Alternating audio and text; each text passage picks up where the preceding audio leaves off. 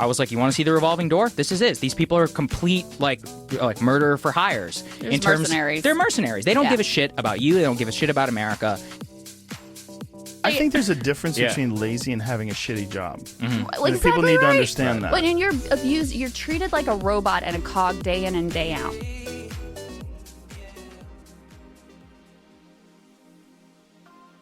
What's up, guys? Welcome to Rogan and RuneScape. I got a Rogan review today on a great Rogan episode, number 1668, with Krystal Ball and Saagar Enjeti.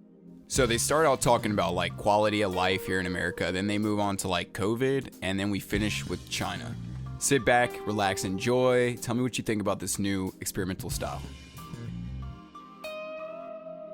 The warehouses are also very large, so let's say you technically have a 20-minute break. It might take you 10 minutes to actually walk to the break room and back, so you actually have, like a 2-minute break while you're in there. And the whole thing around Amazon and why everyone should care is because Amazon, under the pandemic, exploded. Their stock price went up from, I think, 1,000 or so to a couple 3,000. Bezos personally, his wealth increased by $70 billion. Amazon is now the second largest employer in the United States. And this is incredibly important because as more Amazon market adoption happens, they are basically going to become the employer of choice. Whatever your grocery store or whatever was in your small town, these are the rural working class Americans. This is their only job. So when you have one company which has all of this overwhelming power over rural working Americans and even suburban Americans, let's say 30 years ago, you grew up in your town, you may have to go to Walmart, H-E-B, we're here, I grew up here in Texas, Kroger as well, McDonald's, something like that. Now, it's basically like McDonald's, Dairy Queen, and Amazon. And when Amazon is the prime market employer, they are the sole determiner of market conditions. They are basically on this mission to drive price down as much as possible and squeeze as much out of their workforce. It's a really abhorrent way of viewing human beings, essentially. And so this is part of the kind of, again, rot of America that I also think is reflected with the John Cena thing, et cetera. It's like, you can't have a country where the only freaking value is money. Like, no. It's just you see the sickness of people who have all these addictions and are last year was the worst year on record for overdose deaths. You see the suicide rates spike. I mean, you see people who just feel like they have no meaning and no purpose and no grounding and no community, and all the life being sucked out of these human beings in these communities. It's just disgusting. Right. So what is the solution to something like that? It seems like when you start putting money as the most important thing above the health and the happiness of the people that work for you. That's a great question. What is the solution? And is the problem stockholders? Is the problem the fact that this is a private or public company rather, and so there's a lot of different people that get a chance to they have a say, because the ultimate duty is to make sure that the company continues to make more money.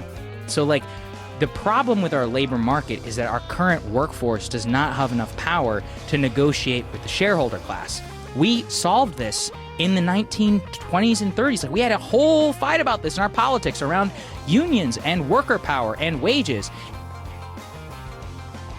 I saw a politician, I can't even remember who it was, talking about this with relation to Uber, where they're like, well, they can just go, they can leave if they can just leave and go work somewhere else. But in many cases, like I'm explaining with Amazon, if you work in a town where the only thing you can do is work at the warehouse, you don't have a lot of power. And so we have to go back to a scenario where workers have some power in negotiation.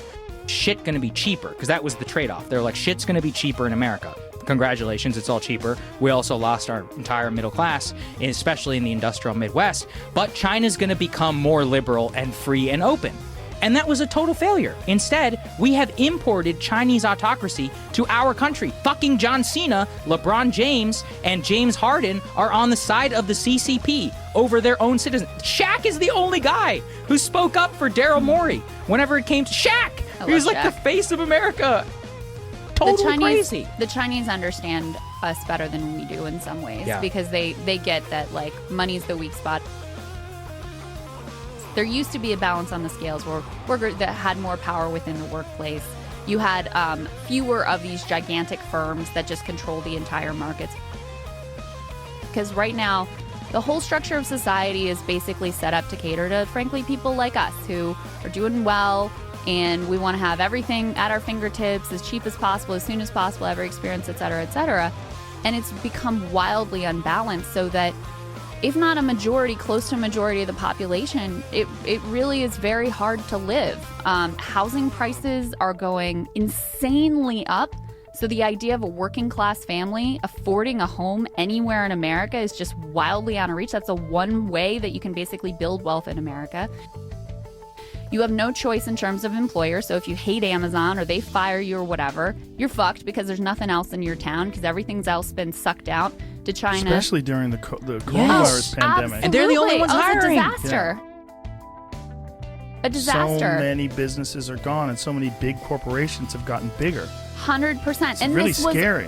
So I mean, we all saw this coming at the very beginning. We knew it was going to be a bonanza for the people who already had everything, and that's exactly what happened. I don't think it's just us. I think they knew it too. 100%. This is one of the reasons why the really skeptical people, the people that are very cynical about things, think that some of the lockdown was on purpose, and that what people were trying to do was trying to accentuate the power that these big corporations had. And what's really has happened is that people's brains rotted under Trump. And so when Trump was anti-lockdown, short circuit, it's over. There's no discussion. That's the Wuhan lab leak. Exactly the same thing. 100%. If Trump says it must be false. Lockdown, bullshit. Did you guys see the Jon Stewart rant? We just saw it this morning. It was incredible. Brilliant. I haven't seen it Fucking yet. play it. Play it. I It's literally just saw on it Stephen Colbert, right. It's fucking Colbert tries to jump in and stop him. Because he's a huge lib now. That's his whole thing. Over. I honestly mean this. I think we owe a great debt of gratitude to science. Science has in many ways helped ease the suffering of this pandemic, which was more than likely caused by science. Look at Colbert sitting back. He's like, no. Good. And that's kind of. Hold on, what's that? No. Is he doing a spit take? Listen. It's coffee. I wouldn't do that to you. I wouldn't do that to you. What do you mean by that? Do you mean like perhaps there's a chance that this was created in a lab? There's an investigation. A chance. Well, if there's evidence, I'd love to hear it. There's a novel evidence. respiratory coronavirus overtaking Wuhan, China. What do we do? Oh, you know who we could ask? The Wuhan novel respiratory coronavirus lab. The disease is the same name as the lab. That's just a little too weird, don't you think? And then they ask the scientists, they're like, how did this... So wait a minute, you work at the Wuhan respiratory coronavirus lab. How did this happen? And they're like, a pangolin kissed a turtle. And you're like, no. The name of your lab, if you look at the name, let me see your business card. Show me your business card. Oh, I work at the coronavirus lab in Wuhan. Oh, because there's a coronavirus loose in Wuhan. How did that happen? Maybe a bat flew into the cloaca of a turkey and then it sneezed into my chili and now we all have corona. Like, come on. Okay. What about this? Listen to this. Wait a second. Colbert, get out of the fucking way. Let him rant. Oh my God. There's been an outbreak of chocolatey goodness near Hershey, Pennsylvania. What do you think happened? Like, I don't know. Maybe a steam shovel mated with a cocoa bean. Or it's the chocolate factory. Maybe that's it. That could be.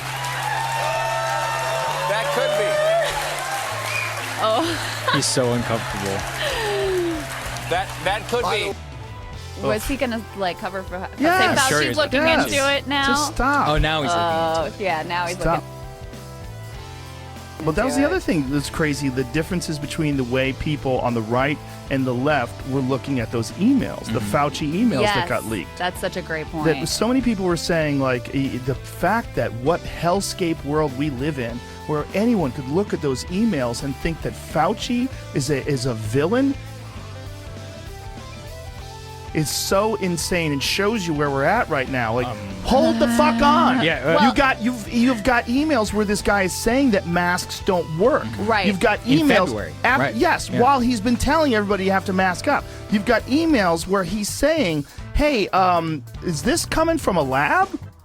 Fauci just recently went on MSNBC. Did you see this? And was like, You're attacking criticizing science. criticizing me is the same as attacking science. I think he even used the third person. Yeah, criticizing Criticizing Dr. Fauci. Right. Dr. Fauci is the same as criticizing science. Like, what? No, and the reality, of course, is that as it looks increasingly likely that the lab leak theory was correct, asking those questions isn't harming. That's bolstering science. That's bolstering the neutral quest for truth. That's all any of us are talking about here.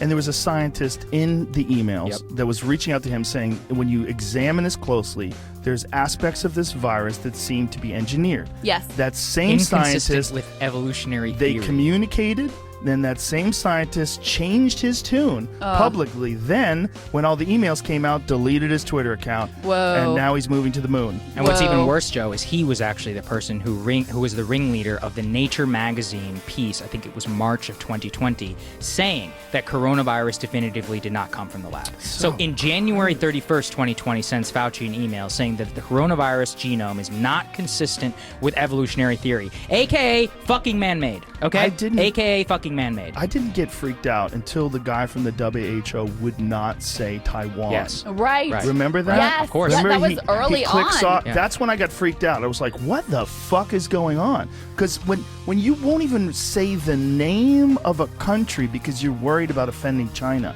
and we're supposed to believe that these people are completely unbiased, I was like, I got scared. I was like, this is crazy. We're not getting all the information. There's no way we are.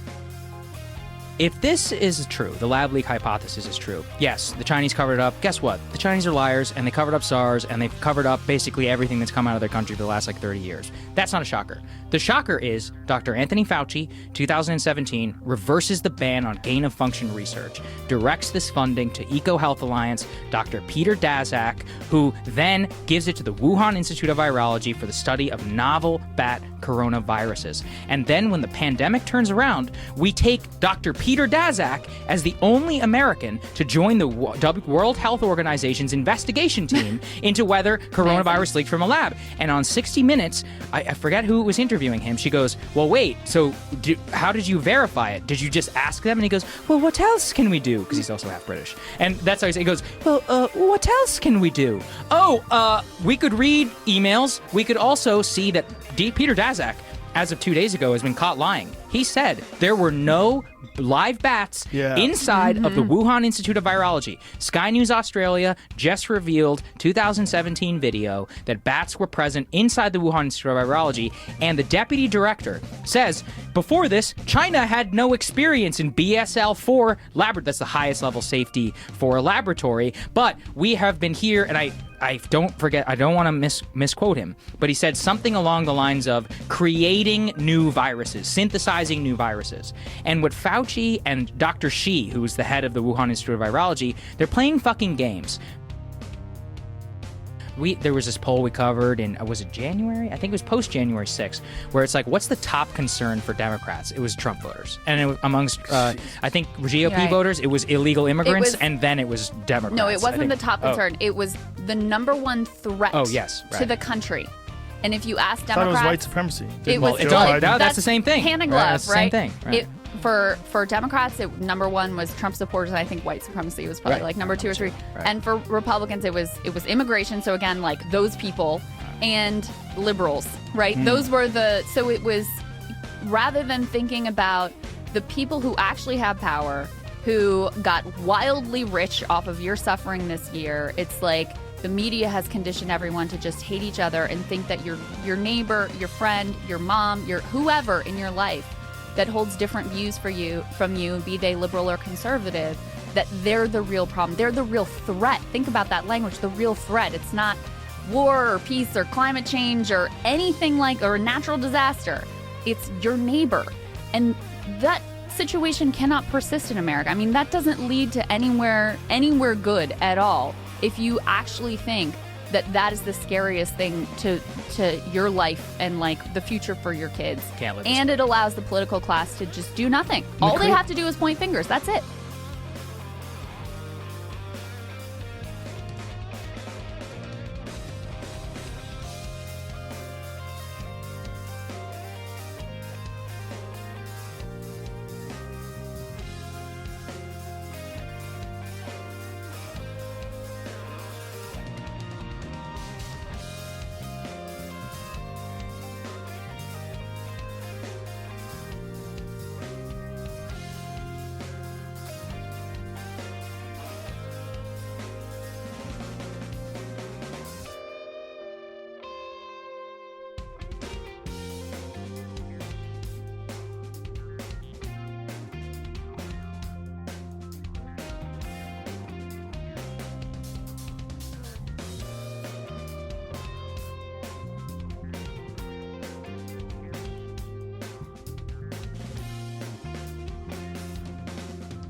I went on Google and I was looking at who TikTok has been hiring. And one of them, I'm not kidding you, is the former head or a part of the Department of Homeland Security Cybersecurity Division, who is now working for TikTok, the Chinese government, okay? For a Chinese-controlled app.